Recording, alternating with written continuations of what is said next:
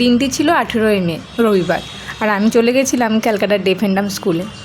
ওখানে West Bengal women T10 cricket championship of the deaf 2025-এর খেলা চলছিল, যেটা অর্গানাইজ করেছিল West Bengal association of the deaf, affiliated with all India sports council of the deaf.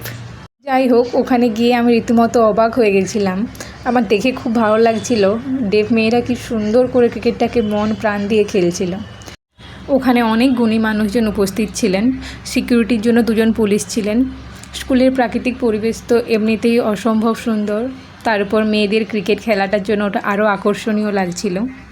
এই মেয়েগুলোকে খেলতে দেখলে আমার সত্যিই খুব ভালো লাগে। এদের অসম্ভব মনের জোর আর কত মেয়ের অনুপ্রেরণা। এদেরকে দেখলে যে কত মেয়ে এগিয়ে আসতে পারে তা কল্পনাই করা যায় না। যাই হোক, তোমরা অনেক বড় হও, এগিয়ে যাও, তোমাদের লক্ষ্য পূরণ হোক।